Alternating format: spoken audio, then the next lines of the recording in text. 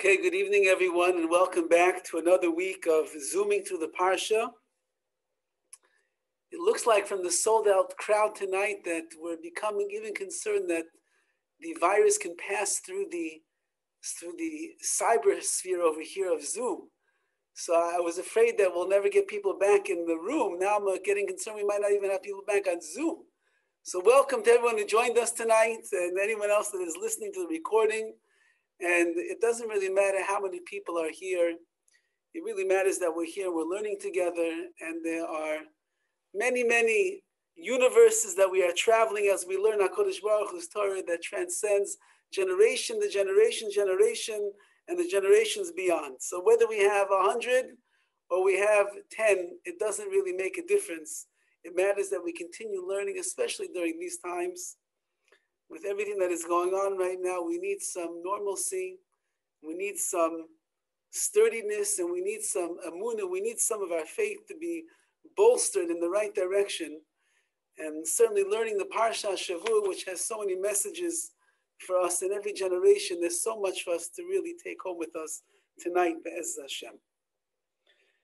There are two places in this week's Parsha that, although it doesn't say it explicitly in the verse, Chazal, our sages, teach us that it's referring to the Kriya Shema, to the Shema that we say in the morning and the evening. And the tremendous lesson that we must take from these words is something that will, hopefully, that we can take with us wherever we go. We know that Yosef finally reveals himself to his brothers, and they are in their silent shame, can't believe that Yosef actually became second in command. And all he wants to know is his father Yaakov still alive? And they tell him, yes, your father is still alive. It's been a very rough 22 years on him. He's been living in a life of almost depression and sadness. When he lost you, he felt that he lost everything. And Yosef says, I'm ready to go and to greet my father. I want to go and see him and to be reunited after all of these years. So as the preparations are being made for Yosef to come and see his father Yaakov, so Yaakov Avinu has a nevuah, he has a prophecy. And in the prophecy, it's revealed to him that he's going to head down to Mitzrayim, to Egypt. And that is going to be the beginning of the Godless, of the exile of the Jewish people.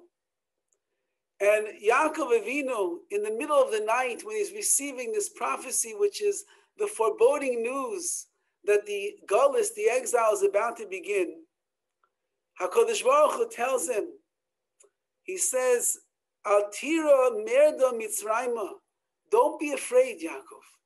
You're right, it's not going to be easy over there. We know what's coming. In the next book in the Torah, Sefer Shema, there's going to be 210 years of slavery, back-breaking work, being beaten by our taskmasters, the Jewish people assimilating into the Egyptian culture. It looks like it's going to be hopeless and helpless for our nation. And yes, it's true, it's not going to be easy, Yaakov. However, Al tira merda Mitzrayim, don't be afraid when you're going to go down with your children to the land of Egypt. Ki legoy gadol asimcha sham, I'm going to make you a great nation over there. There will be a benefit to all of this suffering. There will be something beneficial and positive that's going to come out of your entire experience in the land of Egypt. You might not be around after the exile. Your children might not be around anymore after the exile, but your offspring and their offspring and the grandchildren, the great-grandchildren, they will be made into a goy gadol, to a great nation, not just in number, but they will be great in their amunah, they will be great in their dedication to Hashem. They will be great as the bearers of the crown of the Am HaNivchar, the chosen nation. So Al tira, don't fear, Yaakov. Anochi ered imcha Mitzrayma. I'm going to go down to Egypt together with you. V'anochi a'alcha gam olai. And when you come up, I'm going to go up with you, says Hashem.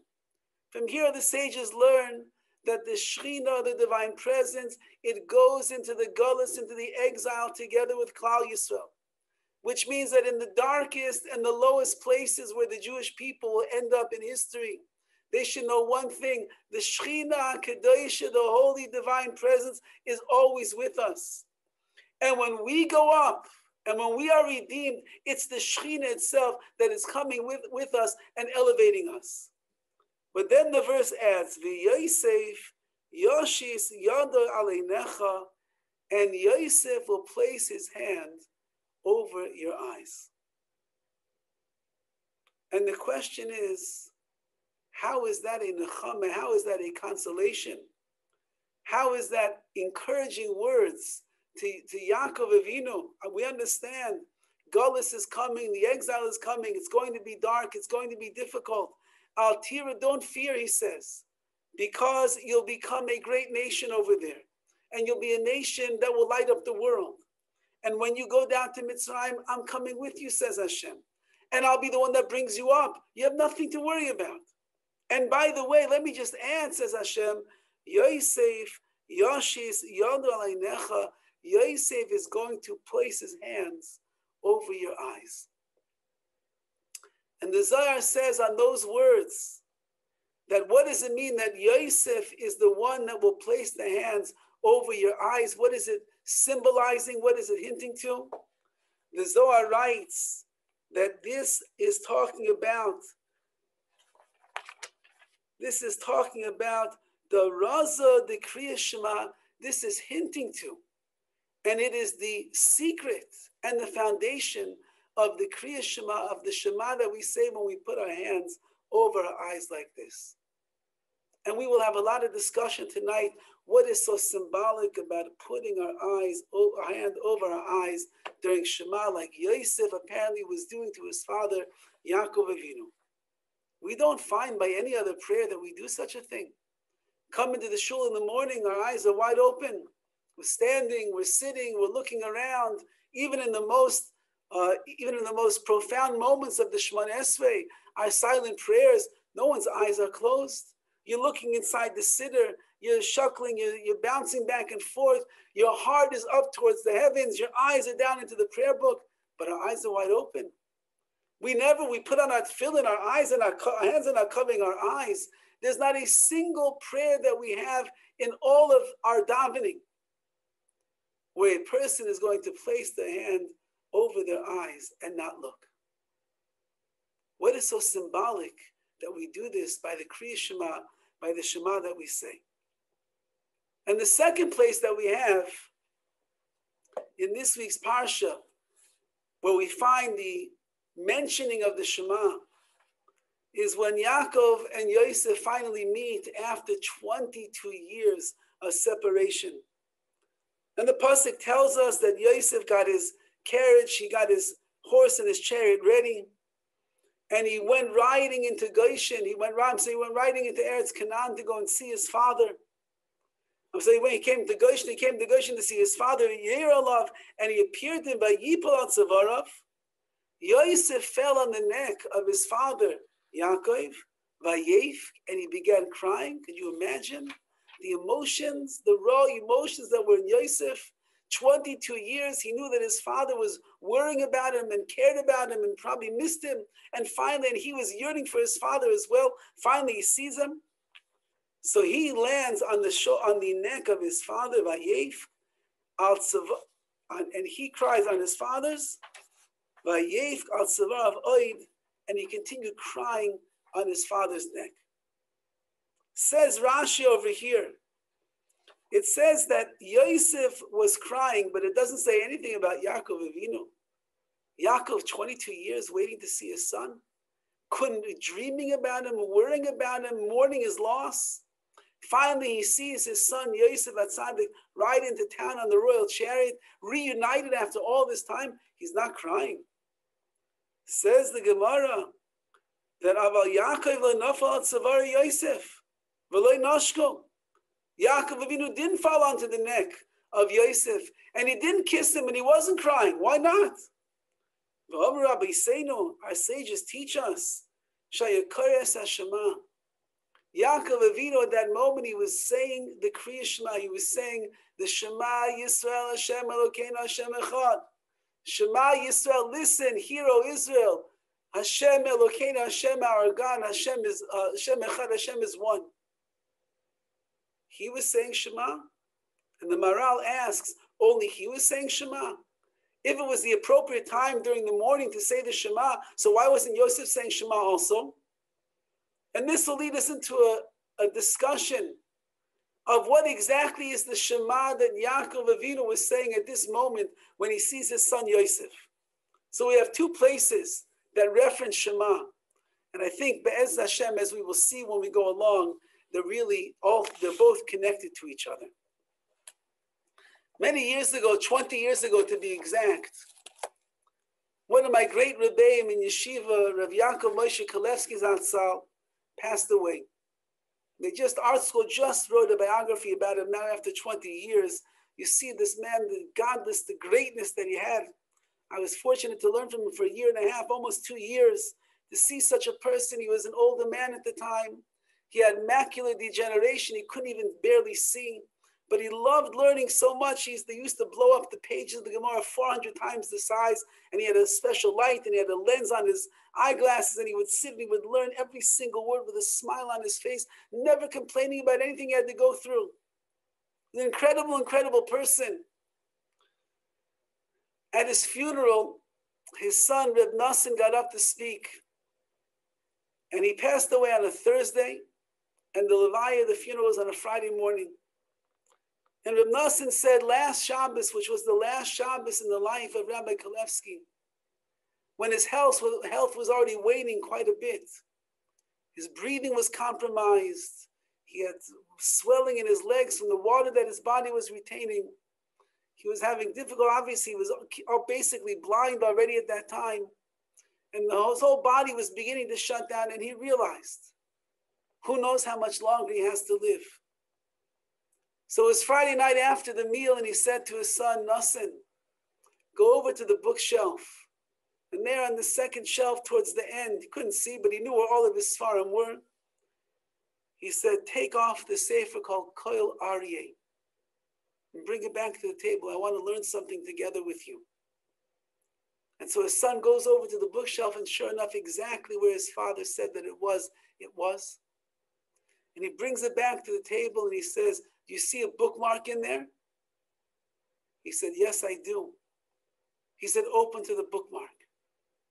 And he opens up to the introduction. The bookmark was in the introduction of the book, of the Sefer. And he says, do you see the lines over there that says, Hashem Yisbarach Amar LeYaakov Avinu? That God says to Yaakov Avinu? Yes. He said, read those words. Read those words, my dear son. There's a very valuable and important lesson for us to learn right now. And he quotes our pasuk in the Torah. Don't worry, Yaakov Avinu, you're going to go down to Mitzrayim, you'll become a great nation.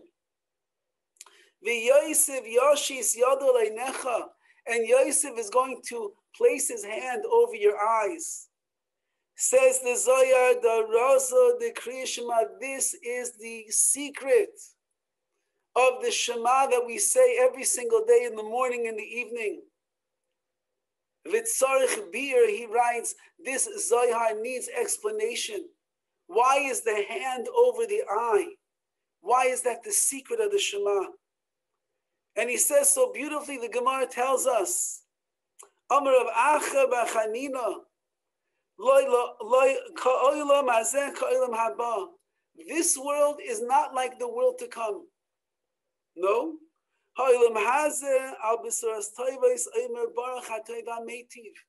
In this world, when you hear good news, when something magnificent happens in your life, the bracha that you make is Baruch Atah Hashem, blessed are you Hashem, Hatoiv Meitiv, you are good and you do good. And when you hear something terrible, God forbid somebody dies, we make the blessing, blessed are you Hashem, the judge of truth. However, in the world to come, which will be a different existence for all of us, on every single thing that you hear about, on every ma'ora, on every situation that you witness, or that you perhaps will look back on in history. Everything that you will hear and you will see and you will know about, even the stuff that looked like it was so bad and so terrible, you will make the bracha, Hatoiv v'hameitiv, Hashem is good and He does good.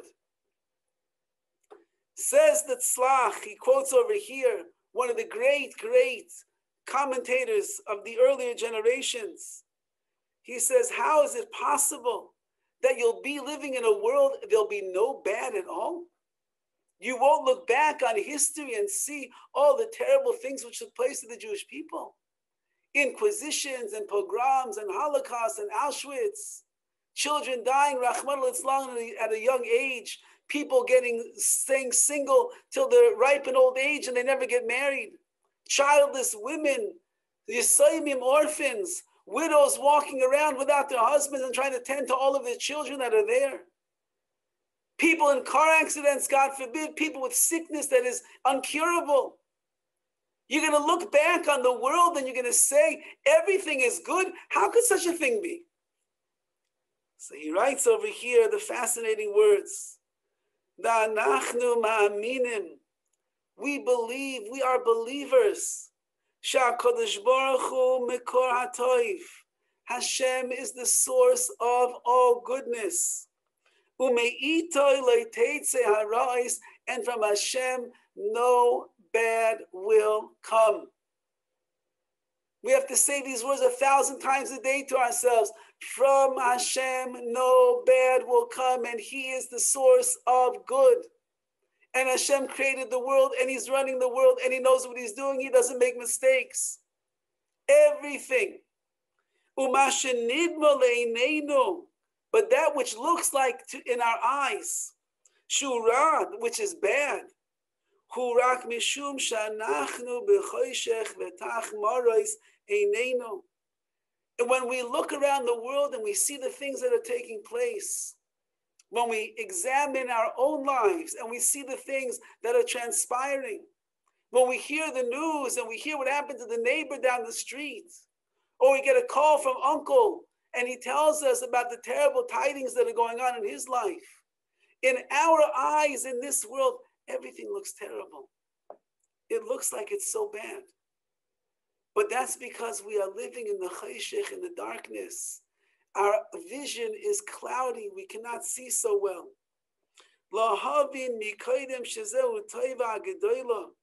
We don't understand that what HaKadosh Baruch Hu is doing, who's the master of all good, everything that's happening is ultimately good.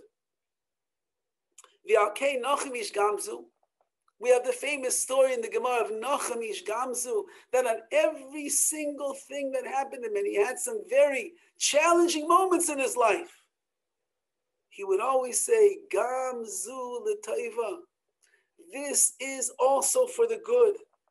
This is for the good. Why? He believed with complete faith in Hashem that certainly whatever was happening in his life was all for the good. Because Hashem doesn't make mistakes. And Hashem is not here to torture us. And HaKadosh Baruch Hu is not here to hurt us and make our lives miserable. On the other hand, everything that HaKadosh Baruch Hu does, for He is the source of all good. Aval kasher niske sha'HaKadosh Baruch Hu yotzei osanu me'afelu le'ora. When we will merit that Hashem will remove us from the darkness of this world, and He will bring us to the light of the world to come.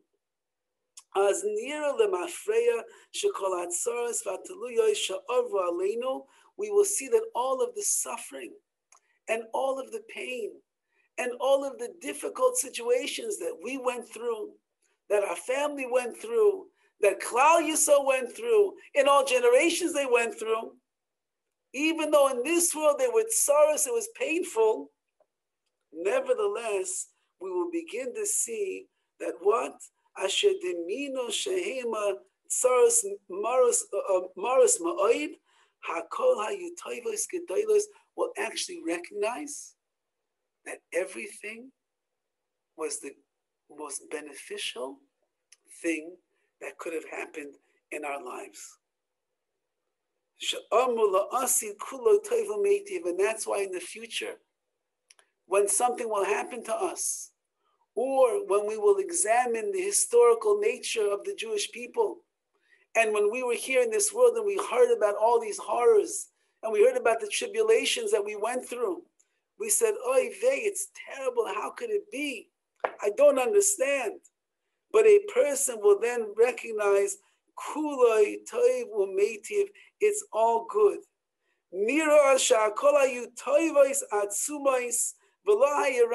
Everything was good, there wasn't 1 ounce of bad. However, now that we are standing here in the exile, it's dark around here.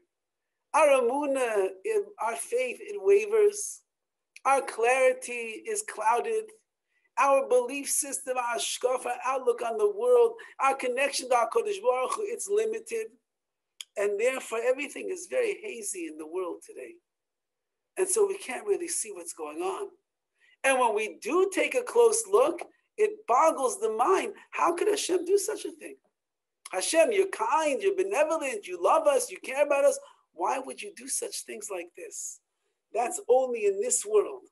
Says the Kol Ari over here. However,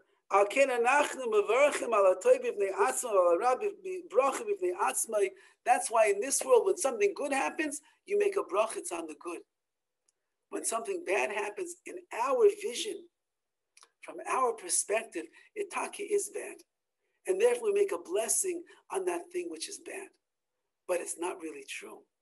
Because Gamzu L'Toiva, this is also for the good. You might not see it right now, but eventually we are going to be able to realize all of that. And he quotes over here from the Chasam Sefer.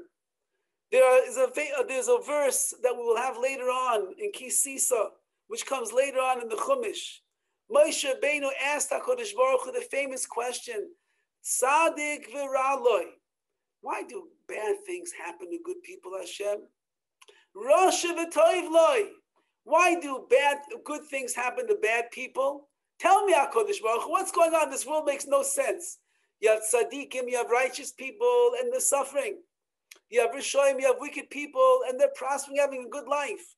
Tell me, HaKadosh Baruch Hu, what's the answer to that question? So Hashem said, I can't tell you, because nobody in this world can understand why I do the things that I do. However, v'ra'i says achurai, you will see my back, says Hashem.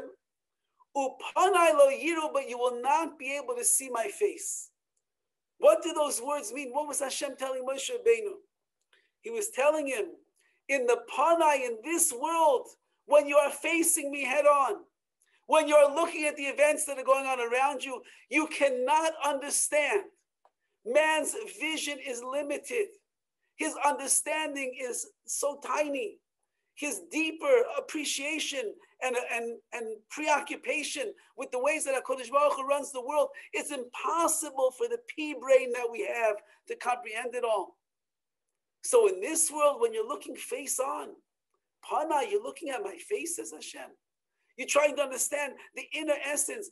Panim, the face, is the same word as panim, the inner essence. You're trying to understand my inner workings. Why and how I do the things that I do. You can't understand it in this world. But achorai, you can see my back, says Hashem.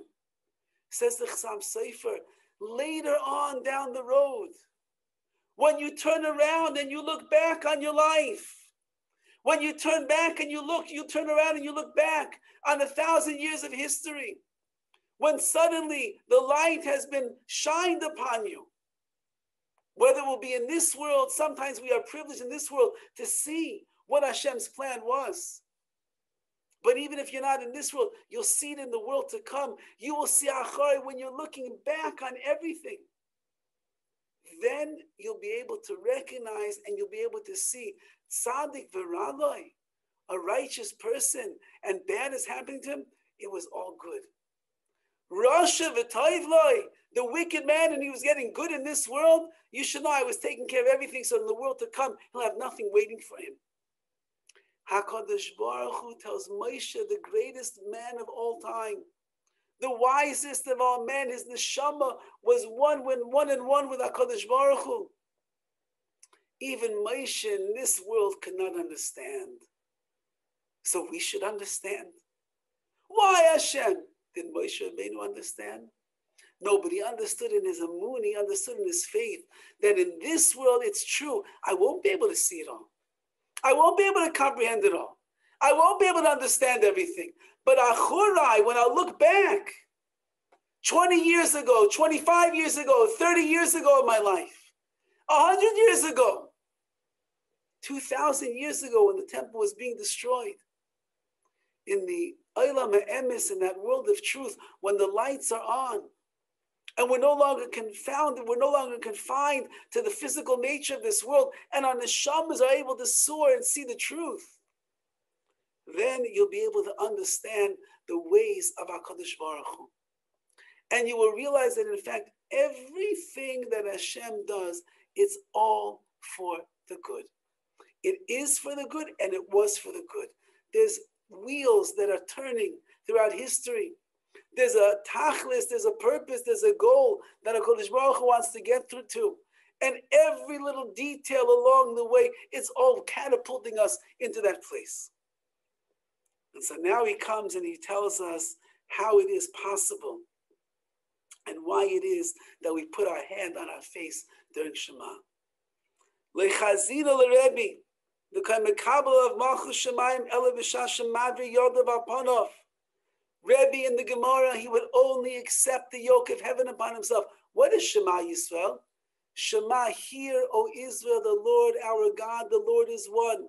And we say Shema Yisrael Hashem, which is Yud Kei Vav Kei.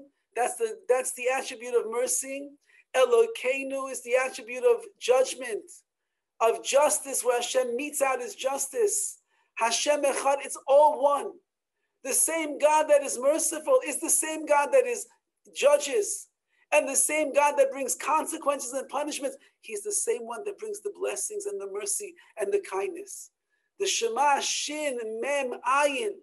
When you spell that word backward, it's Ayin Mem Shin, which means oil Malchus Shemayim. You are accepting upon yourself the yoke of heaven, which means everything that's happening in my life, everything, I recognize and I realize it's all coming from Hashem. When it's good in my eyes and when it's bad in my eyes. When it's comfortable and it makes me happy, and when it is weighing down and it makes me sad.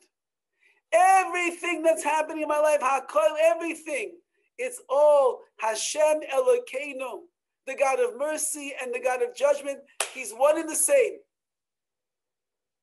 Says the Gemara, and says in Halach in the Shulchan Aruch, when you say Shema, you must put your hand over your eyes. You know why? The reason is, V'tam hanoches yadayim. The reason is because Shekavana Shema Yisrael lahamin shebein midas harachim midas hadin hakolu mimikar achdus rachim v'chesadim. Shema is here to teach us, as we just mentioned, that everything that goes on in our life is all coming from the same place, the same source. It's coming from Hashem.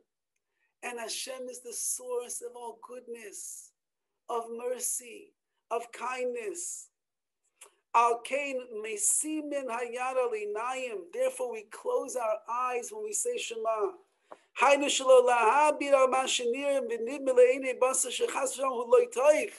So that when we look around the world and we see what's going on, it looks bad to us. Cover your eyes.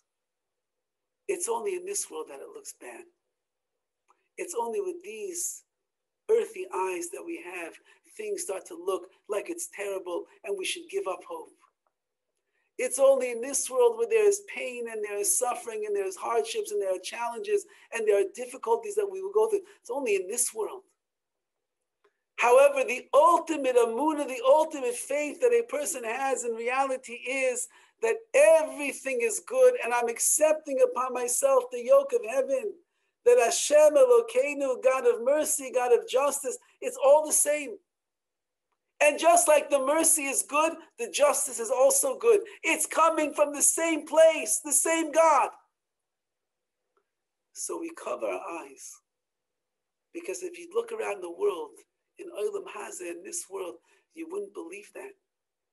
You wouldn't understand that. How could you explain the suffering of thousands of years of the Jewish people? There are history books that are filled with all of the hardships that we have gone through. How can you explain that as good? All of a person's personal crises in their life, how can you explain them as good? Says the Gemara, don't look.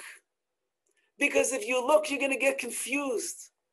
If you look, you're going to try to figure it out. And guess what? Even Moshe Rabbeinu couldn't figure it out. So if you close your eyes, you cover them with your hand over here, what will you begin to realize? Everything that's going on in my life, it's all good. It's all a bracha. It's all from HaKadosh Baruch Hu. He doesn't make mistakes. He doesn't do anything wrong. I can't see, so don't look. Strengthen yourself in your amunah of Shema Yisrael Hashem Elokeinu Hashem Echad. I'm accepting upon myself the yoke of heaven, and that means that I believe in my heart of hearts, deep down inside of myself, everything that goes on in my life, it's all good. I can't see it in this world. But when I'm going to get to the world to come, or when I'm going to look back 5, 10, 20, 30 years down the road, I'll look back on what HaKadosh Baruch Hu did. And sometimes I will be privileged to see in my own life that the most difficult and painful situations that I went through in my life, that was the greatest source of my success and my growth and my relation with Hashem and my happiness in this world. Just in the midst of it, it's very hard to see. So don't look. Cover your eyes and profess your tremendous faith and your amunah to HaKadosh Baruch Hu.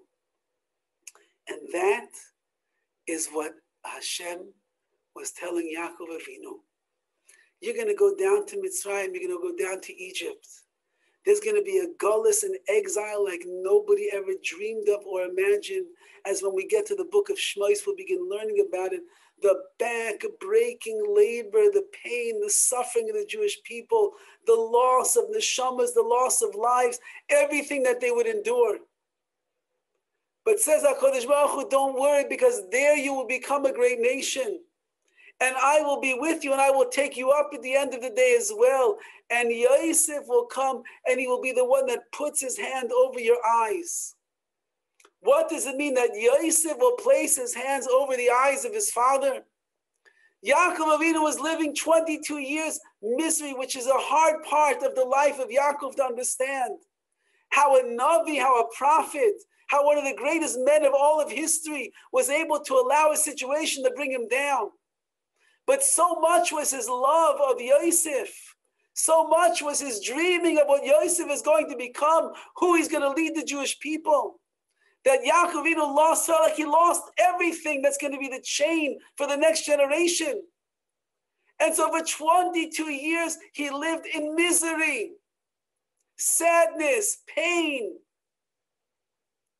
And so when it's coming time to think about what the Godless, what the exile is going to be like, how could Yaakov Avinu see it's going to be good?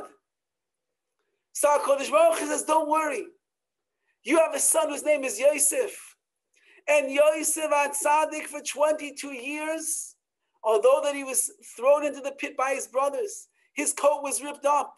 He was sold as a slave to the Ishmaelim. He was brought down into Egypt as a slave. He was 10 years in the palace. This crazy woman was trying to catch him every single day to have relations with him. He was thrown into the dungeon for 12 years. 12 years in a dungeon. Yosef HaTzadik, not a single day in his life ever lost hope or faith. that everything that was happening was all l'toiva, it was all for the good. And Yosef was able to see that everything that Hashem did was the wheels that were turning in order to make the dreams that he initially had, the prophetic dreams, come true. And when his brothers think that he's angry with them, Yosef says, why would I be angry with you? Am I angry with Binyamin, my youngest brother? Did he throw me in the pit? No, he wasn't involved. Just as I'm not angry at Binyamin for not throwing me into the pit and selling me as a slave, I'm not angry with you either. You know why? Because it wasn't you who did it. It was all HaKadosh Baruch Hu. And HaKadosh Baruch Hu had a master plan, and he sent me down to Mitzrayim. Why? So I should be here to rack in all of the food in the years of plenty, so that I should be able to feed all of Egypt and all of the Western, all of the Middle East over here who needs food. And that will bring you, my brothers, and eventually my father down to Egypt. And here is where we're going to become a great nation. So Yosef is the one who understood that although on the surface things could look terrible, but they're all gamzu l'taiva, they're all for the good. Yosef will place his hands on the eyes of Yaakov Avinu, and he will tell him, Tati, strengthen your emunah and believe in the heart of your hearts that everything that the Ribono Shel Olam does in our lives, it's all good, it's all beneficial, it's all taking us to a better place. And you, my dear father, have nothing to worry about when you go down to Mitzrayim, because Hashem is going to be with us, just like he's been with us all of these years. So the haftacha, the promise, the encouragement that he gave to Yaakov was Yosef, who understands the secret of Shema. Yosef, who understands my ways in this world better than anybody at that time. He will cover your eyes, and he will strengthen you in your emunah as well. And you and our nation will go down into Egypt, and from there will become a goy gadol, a great nation. And that is the same thing that is going on over here when Yaakov and Yosef meet for the first time. Yosef comes off of his chariot. Remember, 22 years. The Ramban writes, do you know how painful it was to Yosef that he could never send his father a message to tell him, don't worry, I'm alive. I'm doing well over here in Egypt. I got myself a prestigious position as the king of Egypt. Don't worry, everything's going to be okay. You're going to get down here eventually. I'm alive. The Ramban says it was so painful to Yosef, but Yosef understood min hashamayim, from the heavens, that HaKadosh Baruch Hu wants the fulfillment of these prophetic dreams. And the only way that it could happen is if all of the events played out the way that they did, and therefore Yaakov could not know that Yosef was still alive. So for 22 years, Yosef is writhing in emotional pain. He's dreaming about his father. He knows that his father is suffering. And finally, after 22 years, he departs from the chariot, and he runs over to his father, and he falls on his neck, and he begins crying, uncontrollable tears. And Yaakov Avinu, silence. No falling on the neck, no tears, nothing. Say Chazal, you know what he was doing? He was saying Shema. Why is Yaakov Avinu saying Shema right now? Says the Maharal. He says the reason that Yaakov was saying Shema and Yosef was not saying Shema is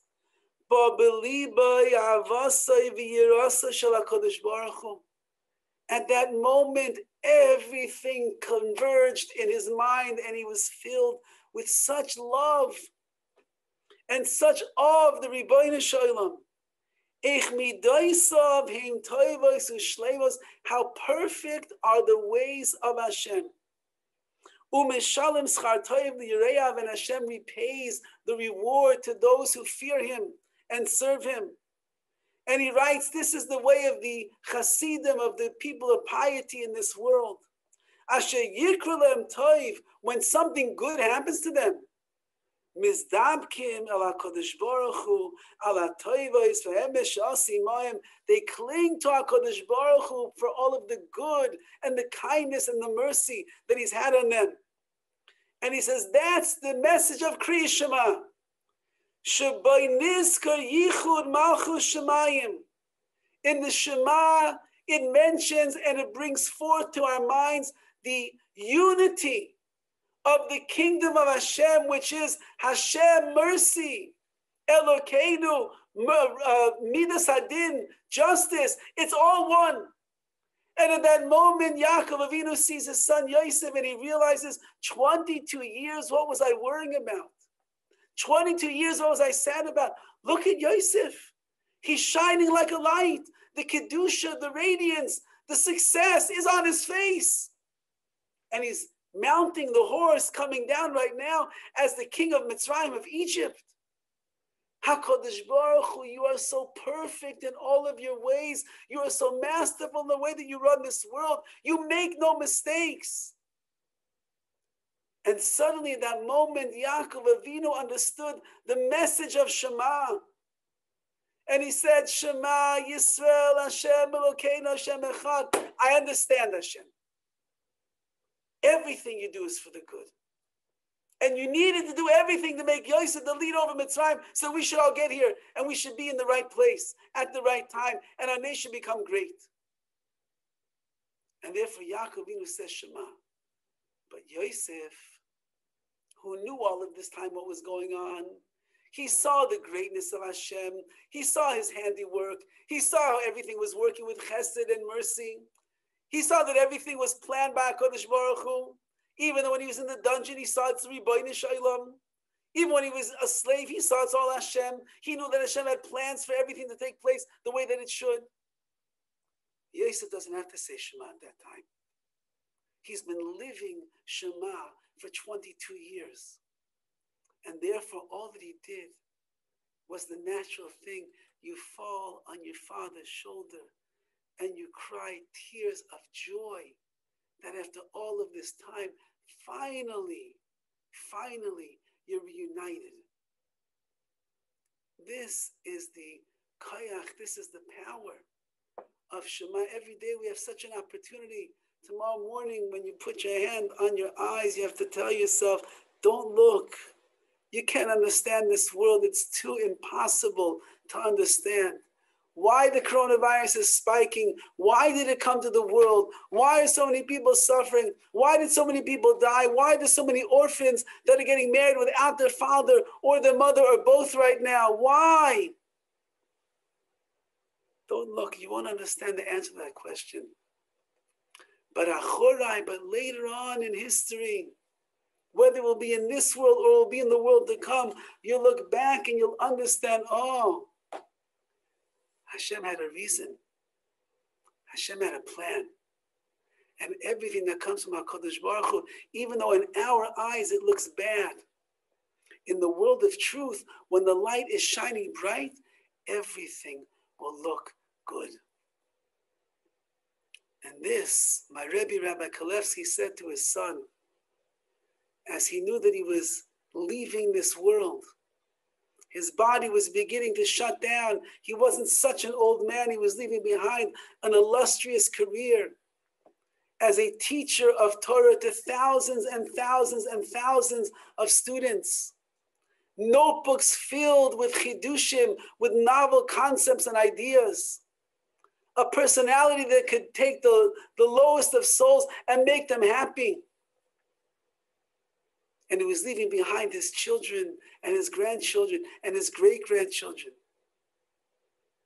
So his parting words to his son were, you can't understand. But you have to know one thing.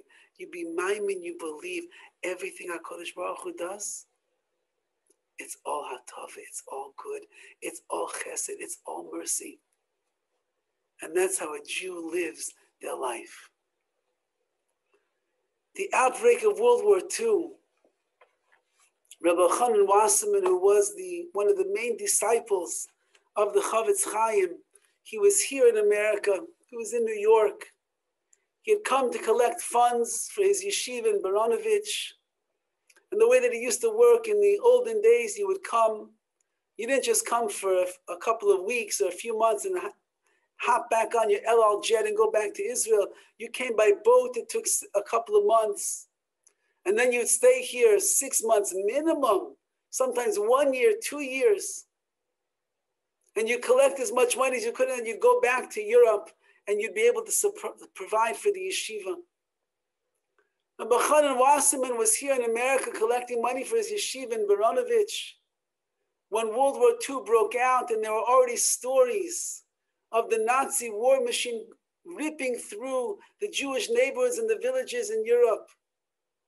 And there were already foreboding tales of the concentration camps, of the mass murders that were going on.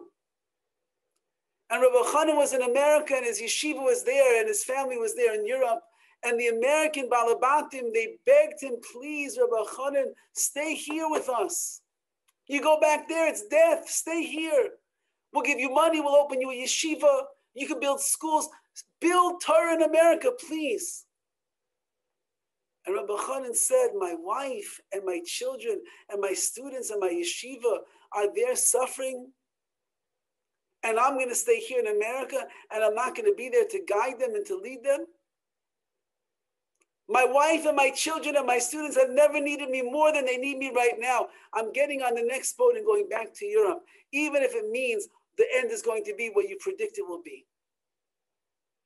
And sure enough, Rabbi Chanan boarded a boat to the chagrin of the American Jewish community, and he got back to Europe, and it was worse than he could imagine it was going to be. And the people were already living in fear and fret. They had no idea what's going to happen.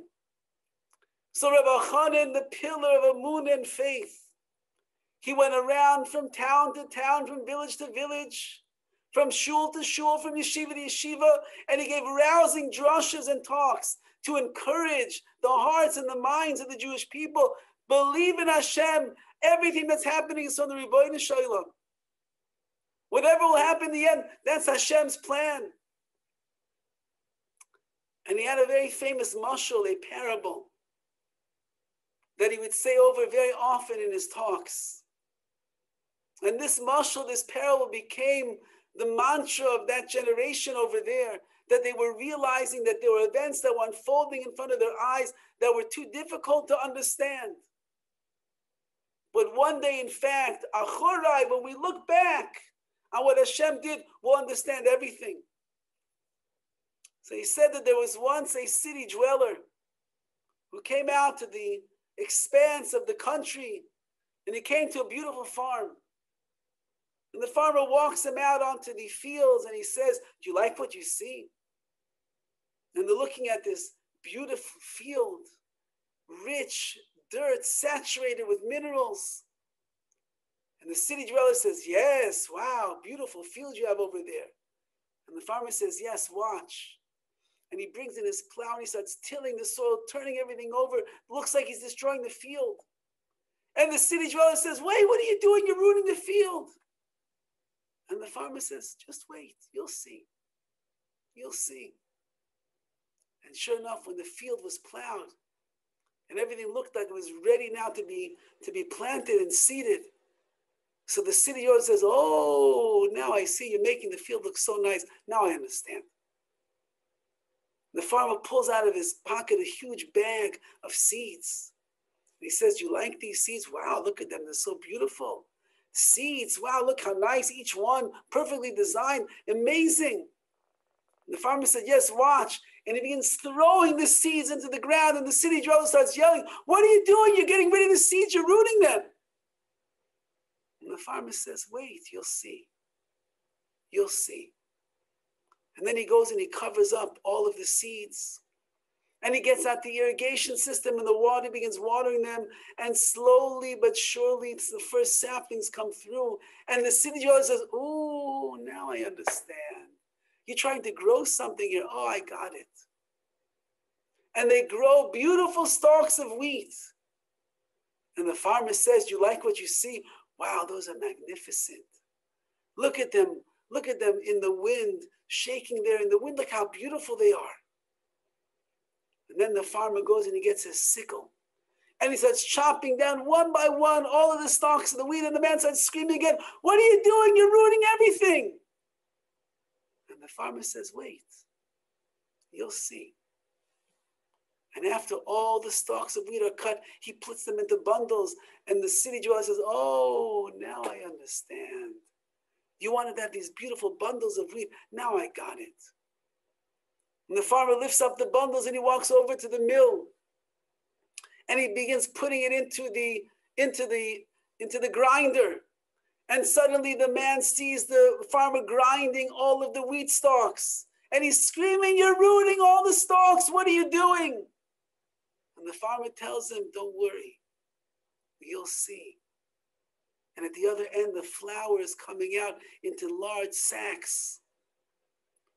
And the city dweller says, "Oh, now I see you wanted flour." And so the farmer takes the flour into his house. He pours it into a bowl. He cracks a few eggs. He pours in some oil, some water, some salt. And the city dwellers scream, "What are you doing? You're ruining the flour." "Wait, you'll see." And he kneads the dough that is there, and he shapes a beautiful loaf of bread. "Ooh, now I see. You wanted to make a beautiful loaf of bread. I got it," says the city dweller. And he stokes the fires, the farmer does. And he opens up the door of the oven and he sticks this loaf of bread inside. And the city dweller begins screaming again, "You're going to burn it, you'll ruin it." And he says, "Wait, you'll see." And the house begins to smell like fresh baked bread. And he opens the door of the oven and he pulls out this loaf of piping hot, crisp bread. And the city dweller says, "Now I get it. Now I understand. Everything from the beginning till the end was just to get to this moment." Said Rabbi Yochanan Wasserman to the Jews of Europe who are on the brink of death every single day of their life. He told them, HaKadosh Baruch Hu is the farmer, and we are the city dweller. And Hashem does so many different things. And we think to ourselves, "What are you doing, Hashem? Do you know what you're doing?" And Hashem just keeps saying, "Wait, wait. You'll see. You'll see. There's a plan. There's a rhyme and there's reason. There's a direction that things are moving in. We are plowing the fields. We're throwing in the seeds. We're watering them. We're cutting down the stalks. We're grinding them in the mill. We're mixing them in with the flour. We're making a loaf of bread. We put it into the oven. At the end of the day, what do you get? A delicious, mouth-watering loaf of bread. HaKadosh Baruch Hu, from the beginning of time, has done so many things, and we're like the city dweller. "What are you doing, Hashem? Why did you do that? I don't understand." "Just wait," says Hashem. "You'll see. Whether you see it in this world, or whether you'll see it in the world to come, you will see why I did everything that I did." And just like nobody would tell the farmer that he made a mistake for cutting the stalks, and nobody would tell the farmer, "You made a mistake and you were cruel to the wheat by grinding it in the mill," and nobody would tell the farmer, "You silly fool, that you kneaded everything together with the eggs and with the salt and with the oil." And nobody would tell the farmer, "How could you dare put that into the oven to burn it up?" Because at the end of the day, you get a loaf of bread. So too, on a much larger scale, at the end of it all, HaKadosh Baruch Hu, we will look back and we will see every single stage in the growth of our nation, every single twist and turn, every single up and down, every single trial and tribulation, suffering and pain and hardships, brachas and goodness and success, unknown, uncertainty, choshech, the darkness, and the macular degeneration of our eyes that we can't see what's going on around us. Says HaKadosh Baruch Hu, "I'm the farmer, I know what I'm doing." Just watch and be patient, and you will see. And if every single day, in the morning and the evening, when we place our hands over our eyes and we say, "Shema, Yisrael Hashem Elokeinu Hashem Echad. The God of mercy and the God of truth and the God of chesed, of kindness, is the same God of justice and judgment. It's all one and the same. And when I look in this world, I cannot understand. So don't look too hard, says Hashem. Close your eyes, cover your eyes, and look inside of yourself into your heart of hearts and bring out the well springs of emunah, of faith that are there. And when a person does that, then we will be zeicher, we will merit that just as the city dweller at the end of the day was able to enjoy a delicious piece of bread, piping hot, crispy, smeared with that butter and that margarine that tastes so good in your mouth, we will be zeicher, we will merit ourselves to look back on the end of a long life of 120 years and see, oh, I can understand why that happened, and that happened, and that happened. It was all for a purpose. It was all for a reason. And even if not, in this world will we be able to see the gamzu, the taiva, that everything that Hashem does, it's all for the good. Then me'achorai, from the back, which means when we are up there in that world to come and we are looking back on the historical journey of the Jewish people, we will be able to relish in our emunah, in our faith, and our understanding and our recognition that every single thing that HaKadosh Baruch Hu has done in history, it's all the toiv, it's all for the good. And then, like the city dweller says, oh, now I understand Hashem. All of these years I tried, but now I understand. May the merits of our Shema Yisrael Hashem Elokeinu Hashem Echad, of not looking and trying to figure everything out, but rather strengthening ourselves in our emunah, in our faith, to believe and to understand and to know that everything that Hashem does is all for the good. It's all bracha. It's all blessing in our lives. And that merit, Be'ez Hashem, may HaKadosh Baruch Hu take away the suffering from this world, the virus from this world, the struggles and the trials that people are going through individually, as families, as communities, as a nation. And may we be zeicher to that time that everybody is looking forward to, when all of the pain and all the suffering will be removed from this world.